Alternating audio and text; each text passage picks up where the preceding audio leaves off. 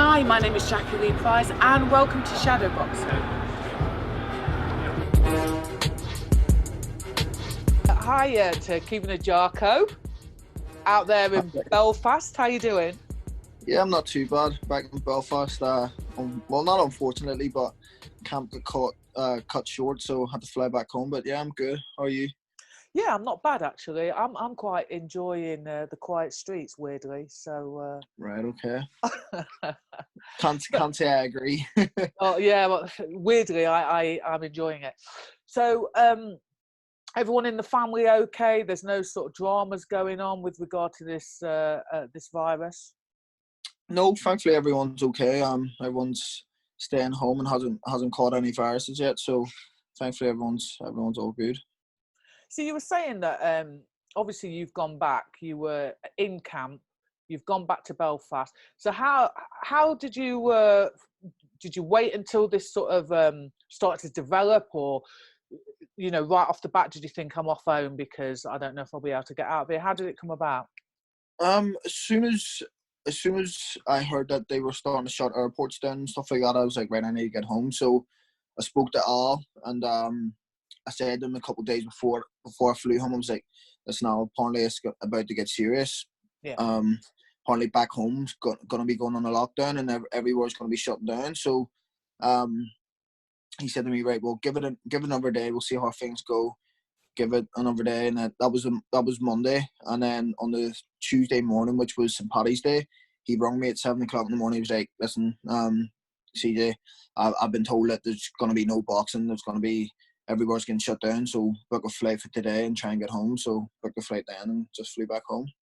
Did you manage to get a flight quite easily? Yeah, I managed to get a flight. It was a little bit expensive, but listen, I managed to get a flight, and thankfully I got home safe and sound. Yeah, that's good. But I was meant to be flying somewhere. I was meant to be, we'll just say America, because what I was meant to be going out to do wasn't announced. But I was meant to be going to America, and on the Sunday previous, so I flew home on the Tuesday, but the Sunday just gone, I was meant to fly to America for a couple of weeks, and thankfully I didn't, because I would have got stuck out there. Oh wow, yeah. So can you tell me what that is, or is it still a secret? I can tell you off camera. Okay, tell me off camera. Oh, secrets! Yeah. I like it. Yeah. I wanted to speak a bit about, you've been in the past through a lot of, let's say, tough times. You've had, you've been very open about your mental health issues with regard to your attack and stuff like that. You've come through something that's been really traumatic and really difficult. Do you think that that's put you in a better place to deal with what's going on now in terms of the isolation, in terms of the mental strength? Yes, certainly. Obviously, I've openly spoke about having mental health issues and stuff like that. But in times like this, when you're locked away, locked in at home, and you can't leave, my past has definitely taught me how to deal with times like this. But I could say that if things could be a lot harder for me if I was living on my own, say, and I had nobody around and I was locked at home on my own, I think mentally it would be a very tough struggle for me. I think if you'd have been in London in camp, I mean, because obviously you stay on your own then, don't you? That would have been a different matter, wouldn't it? Yeah, definitely. It would have been a lot harder for me. I get it hard enough living in London, in camp on my own. So when in a lockdown where you can barely leave your house only for essential stuff, I think I would have struggled a lot. But thankfully, I'm home with my family, and I'm not home alone. But for anybody that I couldn't imagine, for anyone that is on their own, I could imagine how tough it would be not having any company, being lonely, and not being allowed to go near your friends and family, and being locked away would be very, very hard. Yeah, most definitely. And in terms of you had a fight coming up. Remind me of the date again. It wasn't announced, but it was meant to be April 17th. So we're kind of looking at now. I'm guessing. I've just been talking to Johnny Garton, and he says hi, by the way. He's tearing his hair out. Oh, I'm sure he is. He was meant to fight for the British. Unfortunately, it's been cancelled now. Yeah. So we were talking in terms of, obviously, you guys are ticking over. We can see on social media you're doing your runs. you know, just before this, you've been out for, was it a cycle or a run? Yeah, 20K cycle. I was just like for you. You just said that like it was just a 20K. Just 20K, yeah. No, but yeah, it's just out there. So yeah, keeping active. So yeah, but what Johnny and I were discussing is, you know, it is very different, isn't it? Sort of ticking over, doing your 20K versus, you know, being sort of fighting fit, sharp, you know, reaction times, etc. You know, what do you think about that? Yeah, definitely. It's gonna be very hard for like a lot of fighters who are lazy. Will get caught out in the long run whenever this is all over, because I even find myself who's training maybe 3-4 times a week now. I find that I'm getting very stiff and getting very sore, not being able to train constantly. So my body's starting to tighten up, and it's very hard for us as well, because you're very limited to what you can do. Like for anyone who doesn't have a big back garden or can't really get out or have a bike like myself, then you're very limited until what you can do. Like you can do shadow boxing, a bit of skipping, but that's it. Like I went and got a boxing bag, and hopefully I'm gonna get it put up tomorrow out the back. But to try and do as best as I can to stay as active as possible. But it will be very hard for a lot of boxers to try and stay active. And there's only so much running you can do. You get sick and tired of it, and you can like that doesn't contribute to boxing. Like you can run as much as you want, but if you're not in the ring actually sparring, doing pads, then it's you are gonna kind of get stiff, and it's gonna be an uphill battle trying to get back fit and stuff. So that I suppose that's what I'm really thinking about. Have they taken into account, the promoters? Has there been any discussions about the way back in? Okay, we haven't got a date yet as to when people will be able to fight again, but that kind of journey back into fighting fitness, has there been any discussion with any of the promoters? Have they reached out to you and spoken to you at all? No, I haven't been told anything. I spoke to my manager, Francis, and he just basically said that we're hoping June time that everything will be back to normal. Obviously, there's a show in Belfast. Carfampton's meant to be fighting in June for world title, and they've kind of went ahead with saying yes, it's going to happen in June, pending that this gets cleared up quick enough. But I can't see that happening. I can't see boxers being back in the ring until late September. Yeah, I've just said the same to Johnny, to be honest with you. And then it's going to be a situation with who do you choose? Does that make sense? Exactly. There's a lot of fighters who's going to be out of the ring who's meant to be fighting soon, and you can't put them all on the one show. Do you know what I mean? So it's probably the ticket sellers who's going to be best on the shows. You know what I mean? Which is unfortunate for a lot of fighters. People like me who go across the water, who should be on the shows, but need to be selling. Like obviously, Frank Warren, a lot of people is going to lose money, so they want to put their ticket sales to sell the biggest shows, and unfortunately, some people will lose out. And talking of you know, sort of keeping ticking over in terms of financially, you've been lucky enough from quite early on in your career to have sponsors. Are they continuing to back you through this time, or is it difficult for them to honour those commitments? Yeah, well, I have a lot of sponsors, a lot of fight sponsors who pay me per fight. I've only got a couple of monthly sponsors, but a couple of my sponsors had to cut. One of my sponsors who come on board whenever I only turn pro has had to cut a big amount of my monthly sponsorship, and said that it's not his fault, but said we'll review it again in July. That's 3-4 months without a lot of pay that I would need, but obviously it's understandable from his point of view.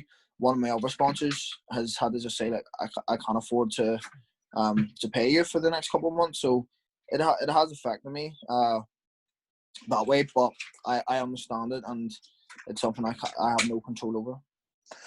Yeah, because I'm thinking also of those. Sorry, that's happened to you. Firstly, but I have been thinking a lot about, you know, those kids that have to go out to work. You know, you've got a couple of kids in the gym, haven't you, that go out to work and they don't have any sponsors. I mean, Have you spoken to anyone? Do you understand? Have you heard how they're feeling about the whole situation? No, I haven't really spoke to them, but I can imagine that it would be very tough if they've had to take time off work.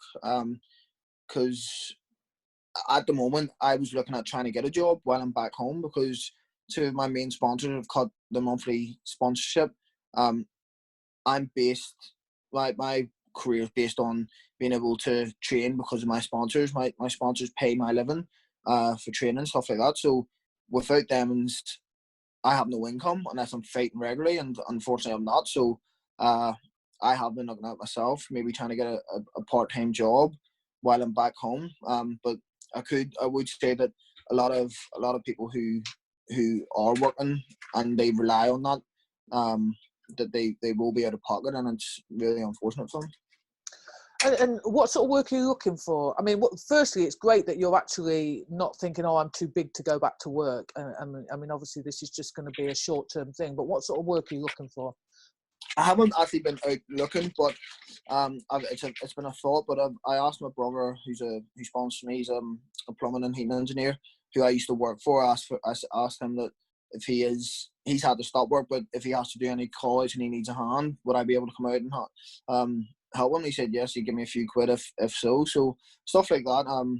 Also, my girlfriend works. She's a community carer, and her work, they need to be staying open because they go around the community looking after all the old people and people who need it most. So they've asked if anyone needs work, or if they know any friends and family that need work that they could do with a hand. So that could be another option for me. But if it comes to the point where I have to go back to work, I'm sure I'll find something.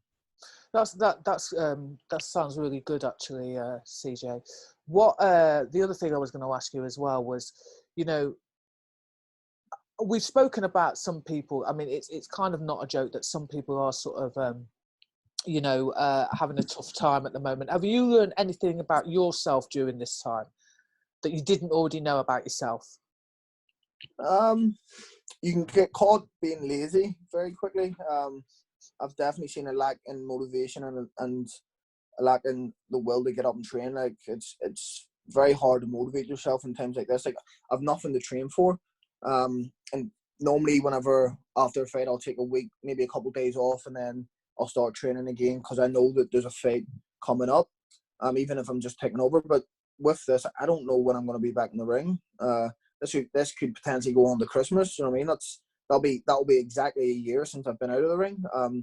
So I have found that I've kind of lacked in motivate myself to get up and train, but I keep telling myself you have to, because the person that I could be fighting could be out training now and using this time to get fitter, get better, improve. So that's something that I need to kind of ways up to myself and be like, right, I need to get a good kick up the arse, get out and train. So like today, one of my friends asked me to go on the bike ride, and I was making excuses. I was like, so it looks like it's gonna rain, and then I sat and thought to myself and went, that's just an excuse. Get up and do it. As soon as you're out, you're out. Do you know what I mean? So I just went, right, I'm going out no matter what. I'm just going out, and I just went out, did a 20k cycle. So I think that's been a hard part for me, is trying to stay motivated. But I think it's everyone has doubt. Like you're always trying to. Some people make excuses and stuff like that. But I think once I've learned how to deal with that now, I've just said to myself, I'm making an excuse. Acknowledge that I'm making an excuse to train, and just go and do it. So. No, it's good actually.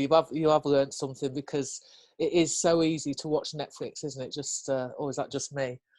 No, like my controller's right beside me. I've played the PlayStation constantly for the last 2 weeks, so I don't know how I'm not bored with it. So that was the other question I was going to ask you. Have you been? Because what is the game that you guys normally play? It's normally Fortnite, but I've got 3 games that I've kind of been going across playing between. So with regard to Fortnite, is it you all alone, or Sonny that's better? Lerone would be better than me, and Sonny. Lerone would be better than both of us, but there's people that's better than him. So, so I'll give Lerone that one. He's better than me at Fortnite, but I'm better than him at Call of Duty and FIFA. So I can't let him get one over me. He's better than you at skipping, though, isn't he? No, he's not. No, listen, that's what I wanted to approach you on that there. I want to retry. I was going to do one the other day and send you and went, I want this one posted because I was just after doing a tough session and you hit me with 30 seconds or whatever it was. To be fair, I was going to approach that today and I was going to tell everybody, not as an excuse, but Caoimhin Agyarko actually had done, in fact, he'd done a heavy leg session and I was going to ask you to do it again. So can I hold you to that then? Yes, definitely. I'll do it. I wasn't even going to tell you. I was going to do one and just send you, be like, I want this put up. No, you're a good sportsman. You're a good sportsman. Yeah. Yes. So you've heard it from me. Effectively, he kind of came in after a long session, and it was a leg session as well, wasn't it? Yeah. So yeah, I'd done a session that day, leg session, and a boxing session. You come in right at the end, got me at my worst time. Do you know those people? They're actually in training for it. You know. Cheers. Before they post, they're actually in training for it. So yes, we'll accept you back into the loop. The loop. So third place is for losers. I want that number one spot. I knew that'd be doing your head in as well. That's probably why you posted it.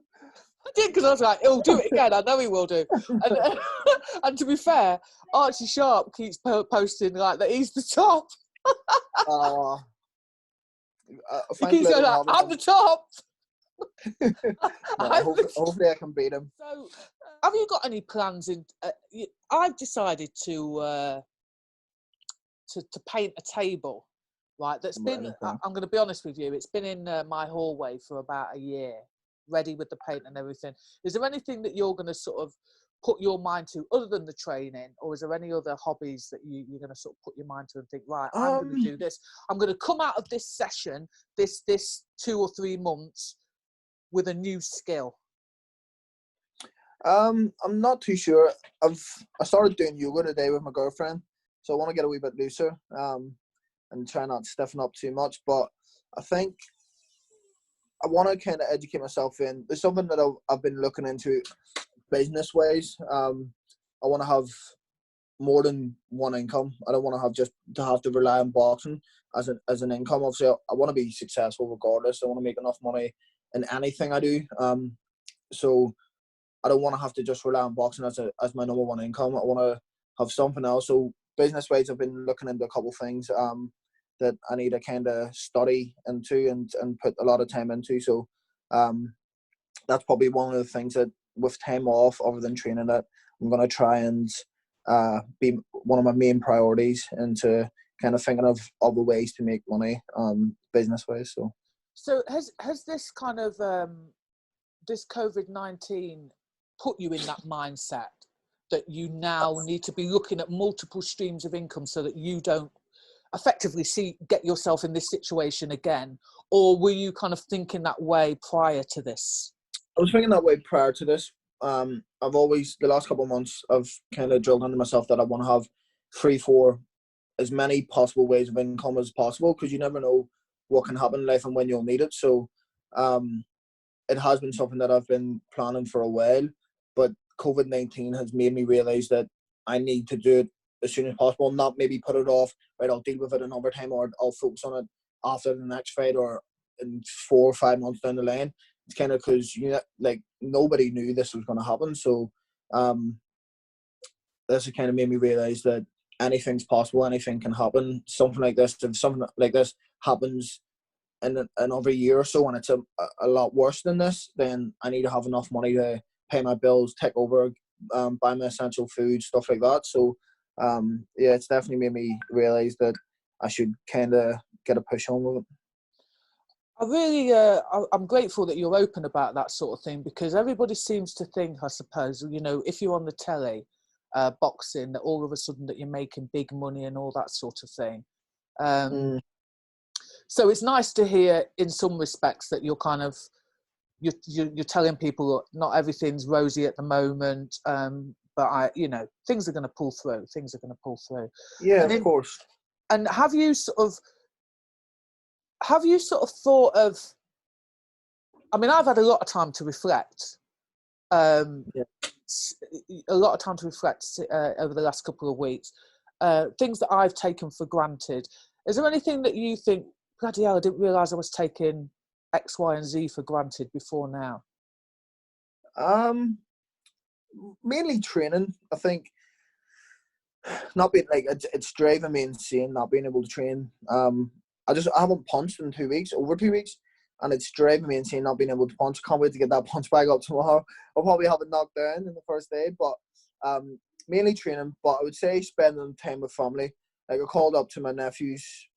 I called up my brother's house to get that boxing bag, which was in his garage, and not being able to go in and sit with my nephew, give him a hug. Like, my nephew normally as soon as he sees me, runs out and gives me a big hug, and I mess about with him. So he was sitting trying to talk to me through the door or through the window, and for that I was like, it made me feel sad, because it was like I can't go in and speak to my nephew. So I think taking for granted not spending enough time with friends and family, especially family. Like, anybody knows me, my little nephew's my world, and I love my sister, my brother, and everyone else. So I love spending time with them. So to maybe sometimes I come home when I'm in camp and I've been away for 6-7 weeks, and I come home and I spend time with my girlfriend, and sometimes I don't get the opportunity to go up and see my nephew because I'm so busy doing other things. So this time has made me realise that I should spend more time with my friends and family, because you never know what can happen. Stuff like times like this here where you're locked away for, it could be 3-4 months now, and not being able to spend time with them. So something like that, yeah. In terms of sort of friends and family as well, you must be missing your partner in crime, your own Richard, surely.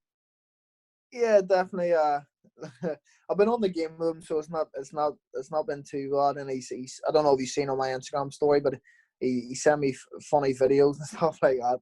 But yeah, no, I haven't seen Lerone since December, which was just before his last fight, or just after his last fight. So it's been quite a while since I've seen him. But yeah, could say I'm missing him. Yeah, well, yeah. So there'll be a happy reunion, won't there? When Yeah, definitely. So, Caoimhin, you before the lockdown, you were out sparring with Billy Joe Saunders, weren't you? Can you tell us a little bit about that? Yeah, Billy Joe's coach, Ben Davison, he got in contact with me, asked me for my coach's number. We arranged to go down and spar down in Manchester. So I went down and sparred him over 5 rounds. It was very good. It was a great experience for me. He's by far the best person I've sparred in my career. I've watched Billy Joe since he was in the Olympics in 2008. So for me, it was an honour to be in the ring with him. And I mean, there is quite a few similarities, isn't there? Would you not think, between your style and his style, and just how strong and explosive you are? Yeah, definitely. Like, he was meant to fight Canelo. I think anyway, it was meant to be announced. So I obviously knew the reason why they were asking me to come up and spar, and things went well. And I think I didn't change my style at all to kind of box like Canelo, but I think my style showed that I'm probably one of the best people in Britain who has a kind of similar style to Canelo. Good head movement. I'm explosive. I'm fast, and I'm strong. So it was great sparring, and it kind of what I took from it was that I wanted to go in there and see what I needed to do to be at that level. I mean, Billy Joe's been champion at middleweight, now super middleweight, which I can compete at middleweight. So it kind of showed me what I need to do to be at that level, and what kind of the tricks and stuff like that Billy Joe had, just away from boxing, just completely, just what his ring generalship, his craft, just showed me that what I would need to do to be at that level. And it was a very good spar, and I think that going off that spar, that I was very happy, and they were happy with how well I sparred as well. So it's definitely gonna hopefully happen in the future, and it'll be great learning experience for me. So did he offer you any tips, or, you know, did he go to Al and sort of mention you or anything like that? Well, Al rang me after to see how it went, and I was still in the gym, obviously. And Billy Joe and Al have a good relationship, so he asked to speak to Al, and I didn't stay for the conversation, but I walked away. And then whenever I got back to Bromley and back to the gym, Al said he was very complimentary of me, and said that I'm a great kid, and that Al had a great talent now. So to go to spar Billy Joe and then to hear that was unbelievable. Just shows me that I'm on the right path. I'm doing everything right, and that as long as I stay dedicated and focused, that I can be where he is now, world champion, and that's where I want to be. That's actually a massive compliment from somebody as talented as Billy Joe Saunders. Fantastic. I appreciate you giving us your time, CJ. I hope that you know, stay strong, stay focused, because I think that's the most difficult part, isn't it? Staying focused and motivated during this time. Yes, definitely. That's one of the main things. Actually, staying focused on the goal, on the end goal, that's it. Like one thing I'll never do is lose sight on my main goal and staying focused. Maybe I'll lack in motivation, but I know that at the end of it, what I want to do and what I have to do and what I have to do to get there. So, I just need to make sure that I'm completely focused on building for the future and prepare myself as best as I possibly can. I think there's some really good stuff that is going to come out of this situation, to be honest, for all of us. Like the not taking people or things for granted, and just knowing that you can knuckle down and put the work in. And then when the doors are open and that isolation is off, you're ready and you're fit and healthy to go. So I'm really looking forward to watching your next fight, because obviously I missed your last two. I think I was away for one and then I was filming. Yeah. I was doing a film for the other. But yeah, keep your chin up. I will do. Thanks very much. Keep the skipping up. Well, you'll have a video within the next week or so. I'll have one for you. Beautiful. Look forward to it. Thank you very much, Jackie. Thanks for taking your time to interview me. If you like this video, please go ahead and give it a thumbs up. If you're not a subscriber of Shadowboxruk UK, we'd love to see you, so please go ahead and subscribe now.